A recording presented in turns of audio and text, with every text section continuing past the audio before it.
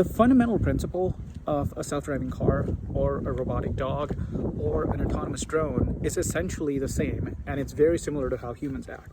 Think about what happens when you wake up. You have your eyes, you have ears, you have all of your senses, and you respond depending on what you sense. If you smell something interesting, like maybe you smell a fire, you are going to go ahead and run out of the room, so you would actuate or you would move your legs and get out of the room. If somebody calls your name, you hear that and you turn in that direction. You move your muscles to move in that direction. So essentially what you do is you sense things, and in response to what you sense, you process it in your brain, and then you give an appropriate action. You move your muscles, you move what is called actuators. Essentially, all of these systems do something very similar. So they have a brain, a microprocessor, a microcontroller, essentially a computer chip. And what they do is they have a cycle. They repeatedly run this cycle, and each of these cycles has the same things.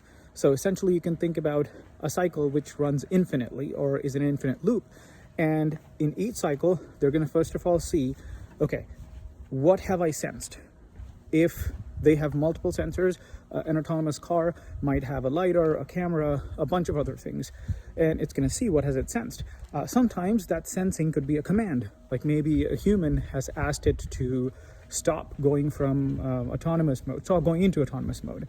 And as a result, they maybe press a brake, and the system senses that and knows that this is a command from a human. Very similar to your friend calling you out, and you respond to that.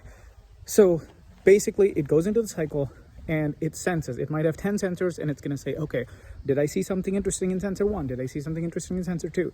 And so on. And then it processes this, which is what you do in your brain, and then it decides whether it has to take an action. And the action is what we call actuation.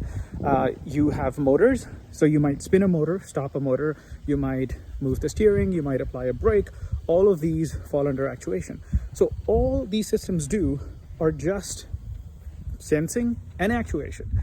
And of course, there's a lot of complicated logic, in between the sensing and the actuation. There have to be a lot of decision making. You have to decide what kind of algorithms are going to be at play. When do you apply brakes? When do you fly your drone in some direction? Or when do you move your rocket in some direction? Essentially all of these systems work on the same principle. And if you're ever confused about what these things are doing, just remember, it's an infinite loop of just sensing and actuation, exactly like humans do.